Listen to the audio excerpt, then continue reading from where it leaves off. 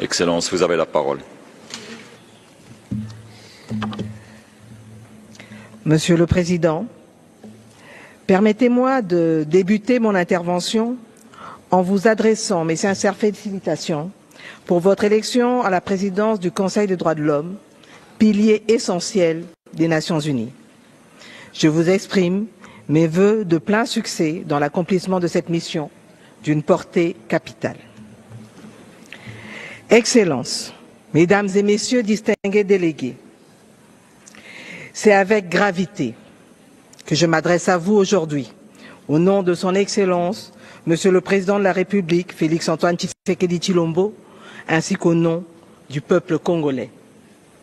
Monsieur le Président distingué délégué, je voudrais exprimer la gratitude de la RDC à cette Assemblée au regard de la diligence avec laquelle vous avez rapidement accédé à notre demande d'une session spéciale et à l'adoption à l'unanimité de la résolution le 7 février 2025 ouvrant la voie à la mise en place de la mission d'établissement des faits et de la commission d'enquête indépendante. Ceci augure un espoir pour des millions de Congolais qui sont encore aujourd'hui victimes des agressions répétées du Rwanda.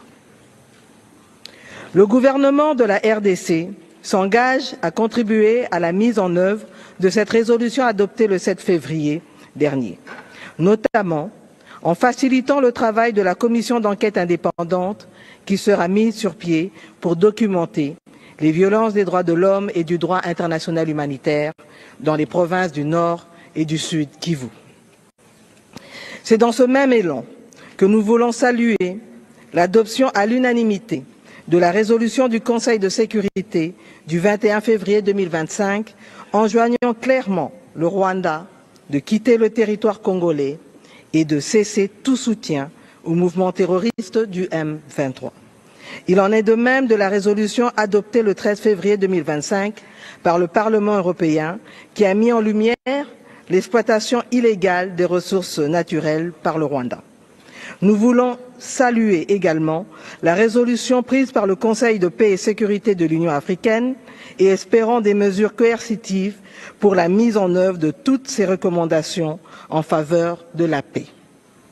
Ainsi, au regard des massacres et des exécutions sommaires qu'ils continuent de perpétrer sur notre sol, nous en appelons à des sanctions dissuasives pour permettre de restaurer l'ordre et la sécurité et protéger ainsi des milliers de Congolais vivant à Goma, Bukavu et dans d'autres localités sous occupation.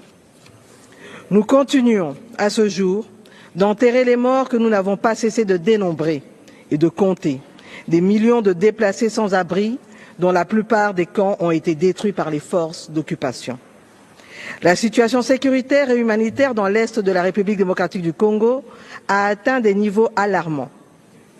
Selon les chiffres du ministère de la Santé, depuis le mois de janvier 2025, le conflit a provoqué, entre autres, la mort de plus de 7000 compatriotes, dont plus de 2500 corps enterrés sans être identifiés et plus de 1500 corps traînent encore dans les morgues.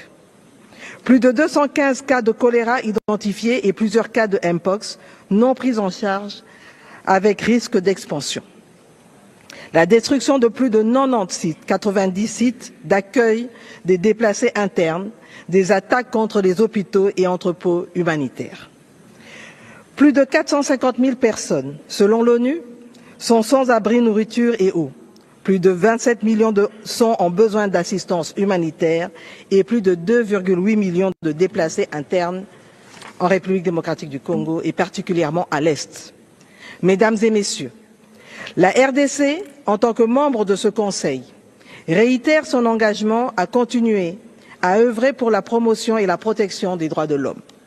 Par ailleurs, suite au récent passage de notre pays au 4e cycle de l'examen périodique universel et devant le Comité pour l'élimination de la discrimination à l'égard des femmes, nous nous engageons à développer un plan d'action de mise en œuvre des recommandations de l'examen périodique universel et des organes de traité et comptant sur l'appui du Haut Commissariat aux droits de l'homme pour sa finalisation et l'échange des bonnes pratiques.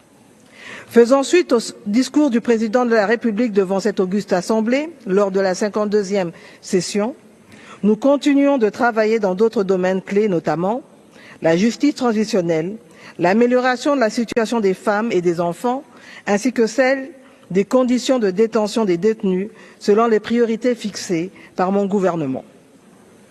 Concernant le droit à un environnement sain, la République démocratique du Congo, conformément à ses engagements en tant que pays solution, avec ses minerais stratégiques, ses forêts et sa biodiversité, continue de jouer son rôle pour la préservation de l'équilibre environnemental mondial, protégeant ensemble cet équilibre.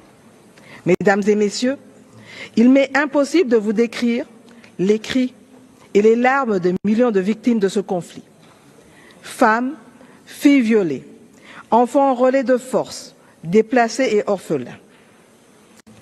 En outre, les défenseurs des droits de l'homme, les journalistes, les artistes, témoins de cette tragédie à l'Est, n'ont pas le droit de la raconter. Ceci nécessite une réponse internationale renforcée et coordonnée. Nous appelons donc la communauté internationale à renforcer son soutien humanitaire, à fournir des ressources pour permettre une bonne prise en charge des milliers de blessés, de déplacés et de s'assurer du respect du droit international humanitaire, car ces principes sont essentiels pour sauver des vies et alléger la souffrance des Congolais. Monsieur le Président, Mesdames et Messieurs, la situation des conflits armés à travers le monde exacerbe les violations des droits humains et empêche des milliers de citoyens à accéder aux droits fondamentaux tels que l'accès à l'eau, à l'électricité et à l'alimentation. Ceci n'est pas seulement le cas en République démocratique du Congo, mais notamment au Soudan, en Haïti et en Ukraine. Pour y faire face, mon pays soutient la nécessité de lutter contre les causes des conflits et imposer la paix dans le monde par des mécanismes de justice transitionnelle et de lutte contre l'impunité. L'histoire nous jugera implacablement si nous ne faisons rien pour mettre fin au conflit en République démocratique du Congo et dans d'autres parties du monde, conflits qui ne font que raviver la flamme de l'ignominie et tournent en dérision les principes et buts sacro-saints de notre organisation que sont la paix, le développement et les droits de l'homme. Nous pouvons changer le cours de l'histoire et nous en avons le devoir moral pour les générations futures. Je vous remercie.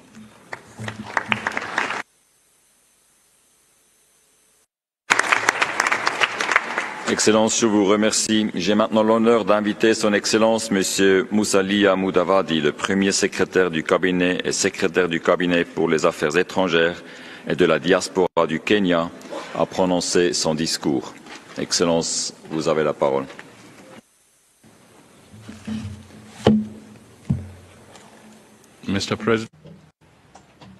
Monsieur le Président, Excellences, chers collègues, tout d'abord, permettez-moi de vous féliciter, Monsieur le Président, de votre accession à la présidence du Conseil.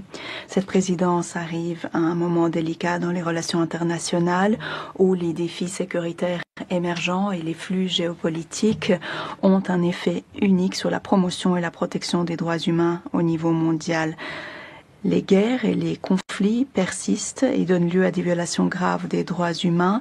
J'en veux pour preuve la hausse des crimes contre l'humanité, des crimes de guerre et même des génocides.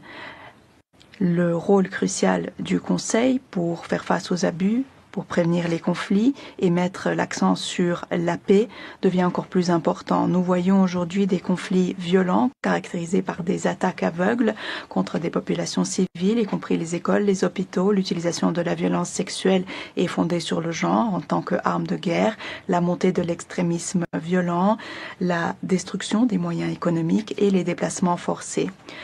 Le Haut-Commissaire des Nations Unies aux réfugiés, dans son appel global pour 2025, prévoit que plus de 139 millions de personnes de par le monde seront déplacées de force ou deviendront apatrides d'ici la fin de 2025 en raison des conflits.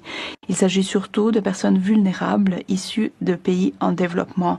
Des rapports récents de l'UNICEF montrent que près de 47 millions d'enfants sont déplacés en raison des conflits et ce chiffre devrait encore augmenter.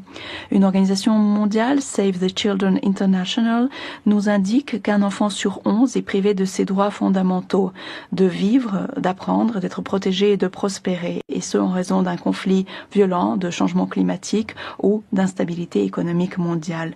Aujourd'hui, en Afrique, plus de 2,8 millions d'enfants ne vont pas à l'école.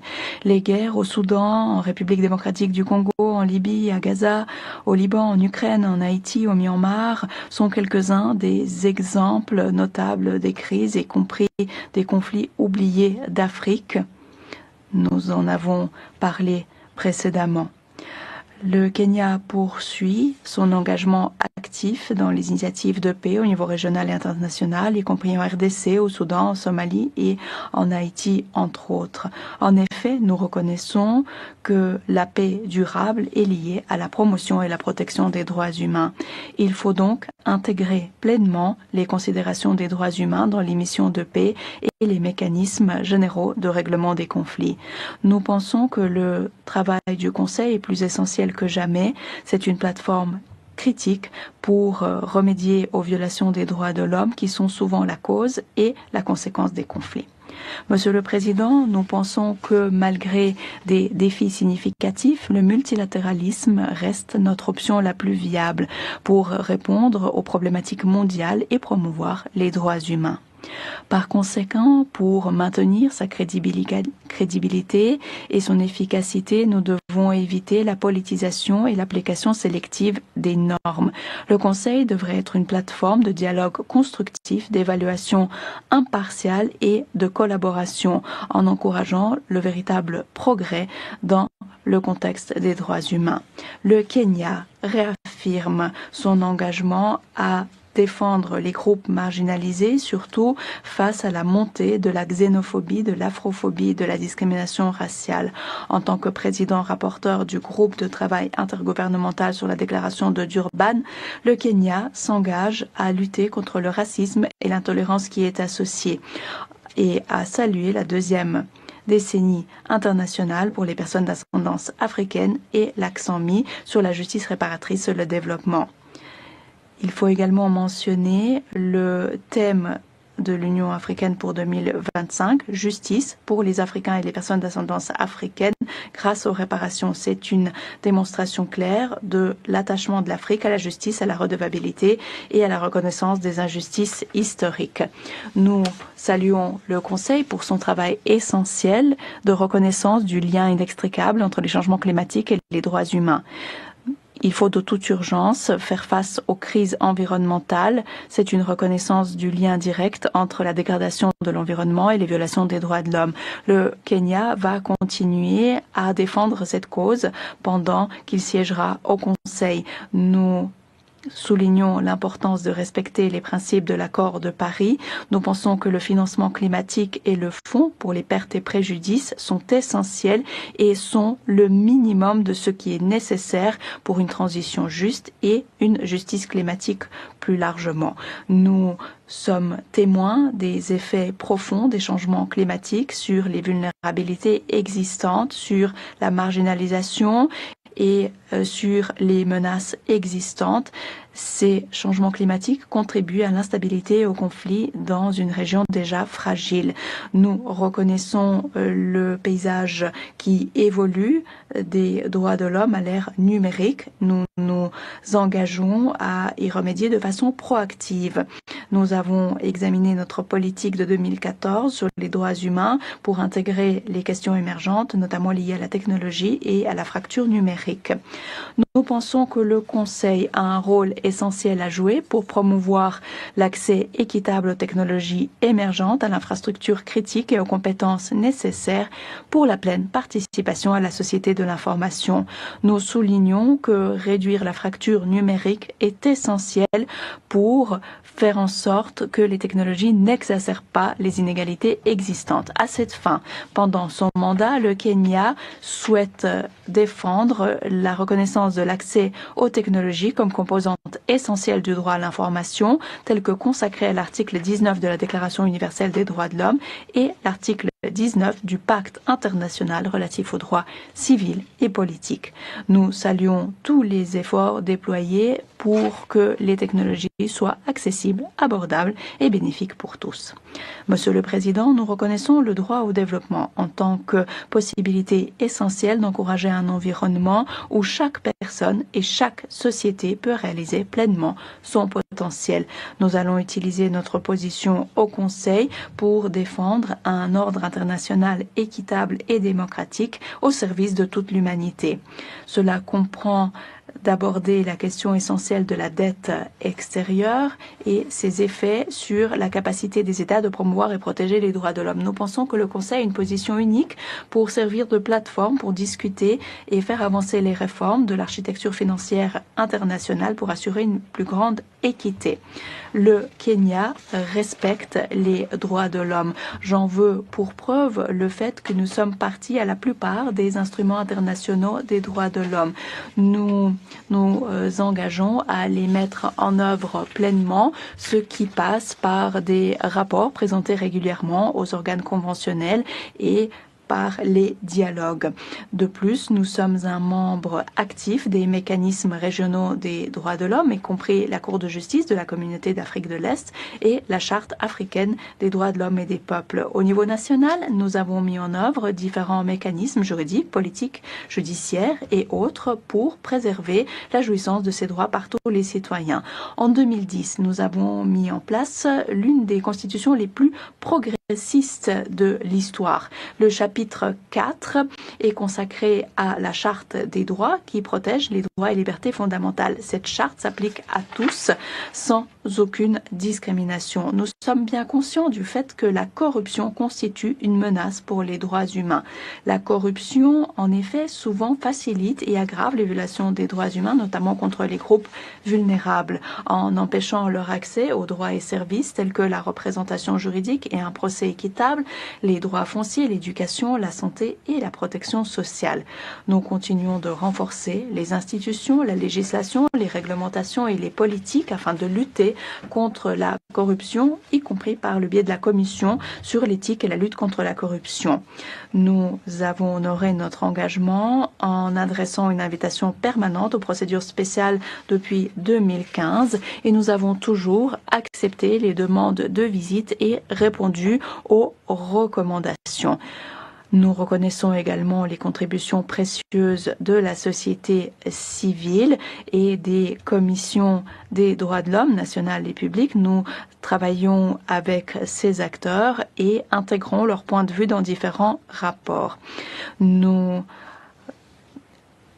sommes les champions de la protection des droits de l'homme des groupes vulnérables, y compris les réfugiés. Nous avons des lois et des politiques telles que le plan Sherika qui garantissent la dignité et les droits économiques de ces victimes de déplacements forcés. En conclusion, en tant que chantre de ce Conseil et de ces mécanismes vitaux, le Kenya promet de poursuivre son travail proactif sur la scène internationale alors qu'il siège au Conseil. Nous réaffirmons que les droits humains demeurent la pierre angulaire de notre humanité commune, guidée par notre Constitution et la Déclaration universelle des droits de l'homme qui constitue la base des normes internationales des droits de l'homme. Nous nous engageons à promouvoir une société juste au niveau national et international. Nous avons mis la barre très haut pour protéger et élargir la liberté d'expression, la liberté de la presse, le respect du caractère sacré de la vie, la lutte contre toutes les formes de violence, y compris la violence fondée sur le genre et le féminicide, entre autres. Notre objectif primordial est de contribuer à un monde plus juste, équitable et plus respectueux des droits humains pour tous. Je vous remercie. Excellence, je vous remercie. Excellence, Mesdames et Messieurs, nous allons à présent observer une brève pause afin de permettre à nos éminences d'inviter Son Excellence le Président de l'Assemblée générale, Son Excellence le Secrétaire général des Nations Unies ainsi que l'Haut Commissaire aux droits de l'homme de prendre congé. Je prie respectueusement les délégués de bien vouloir demeurer à leur place car nous reprendrons immédiatement nos travaux avec l'ouverture du segment de haut niveau. Je vous remercie.